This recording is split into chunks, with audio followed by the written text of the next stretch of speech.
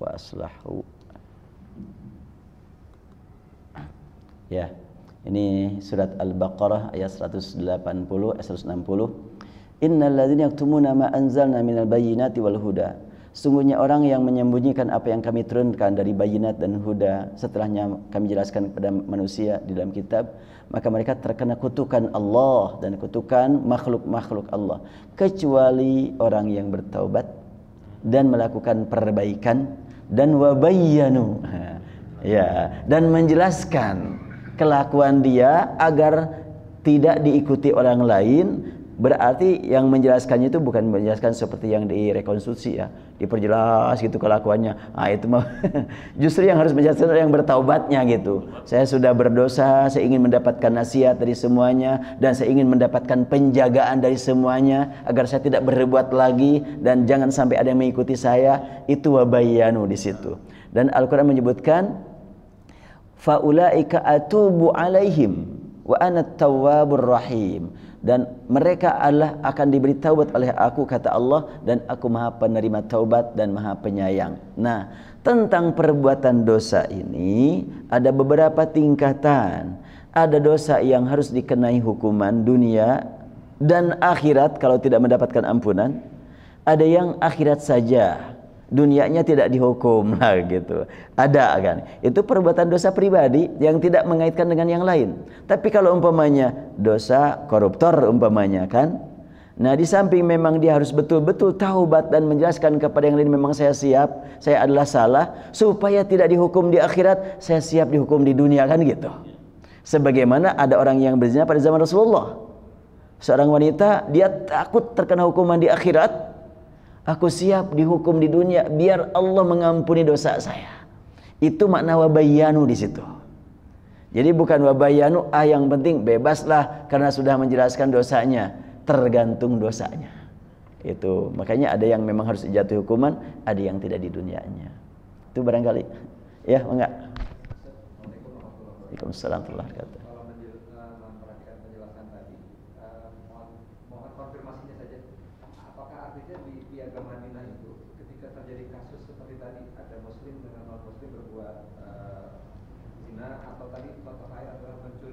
Iya.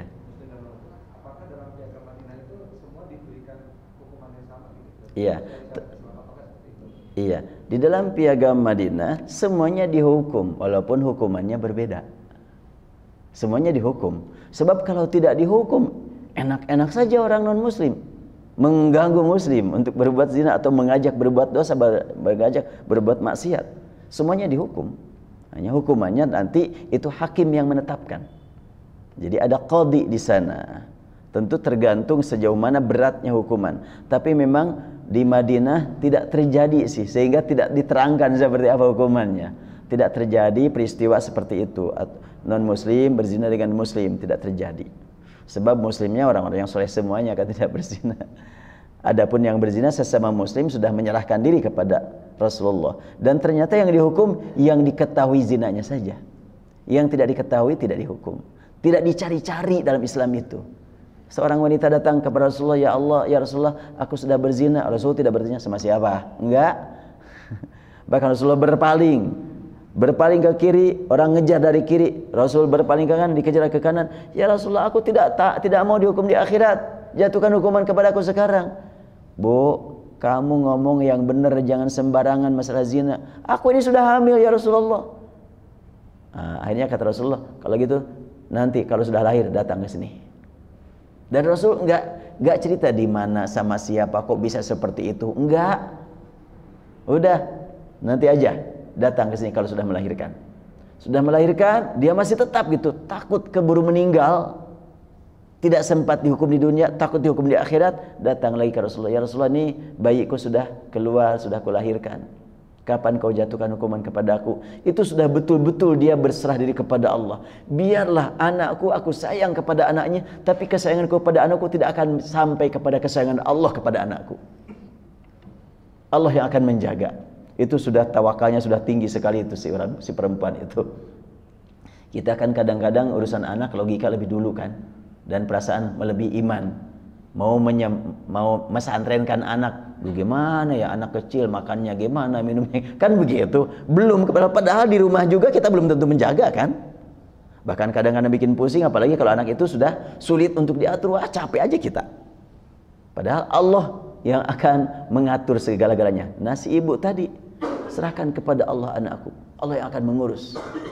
Maka ternyata setelahnya dibawa bayi, ya Rasulullah, aku sudah melahirkan, kapan kau jatuhkan hukuman padaku?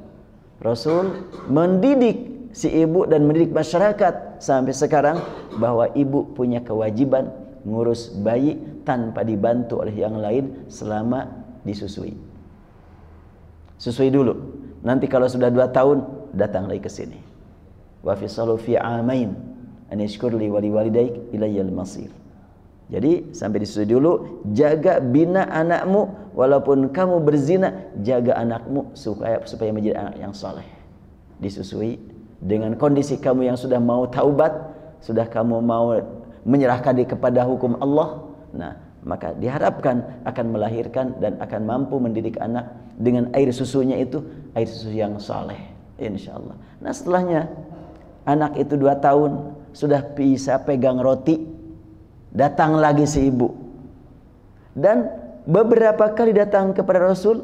Rasul tidak nanya sama siapa kamu berzina, enggak. Tidak diketahui, sudah selesai. Karena tidak cari-cari, tidak cari-cari kesalahan. Yang sudah jelas salah lalu dihukum. Sebab kalau umpamanya, oh saya sama si Fulan, belum tentu kan. Kalau laki-lakinya mengaku, selesai sudah, repot itu. Bahkan akan menimbulkan fitnah.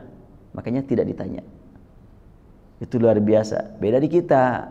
Perbuatan maksiat, proses kemaksiatannya ada rekonstruksi, diketahui oleh masyarakat banyak, hukumannya nggak tahu seperti apa. Kalau dalam Islam, hukumannya diperkenalkan, eksekusi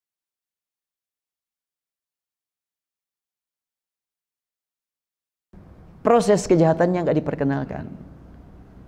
Sampai sekarang kalau di Mekah umpamanya ada hukum gantung umpamanya akibat membunuh, nggak ada direkonstruksi bagaimana proses membunuhnya, nggak. Udah dibiarkan saja. Inilah dihukum gantung karena dia dosa membunuh, selesai sudah. Jadi begitulah dalam al-Islam. Wallahu a'lam. Waktunya sudah lewat. Insyaallah lain kesempatan kita lanjutkan. Kalau di sini Ramadan masih terus kan ya? Insyaallah. Oh iya. Jadi tidak ada perubahan, nanti pada bulan Ramadan juga masih tetap berjalan. Dan mungkin untuk Ramadan kita fokuskanlah kajian tafsir ya. Tidak fikih kontroversi lah gitu. Kajian khususnya tafsir, atau kita programkan umpamanya selama bulan Ramadan mau mendalami surat tertentu. Mau surat Al-Fatihah juga agak akan tamat itu selama Ramadan.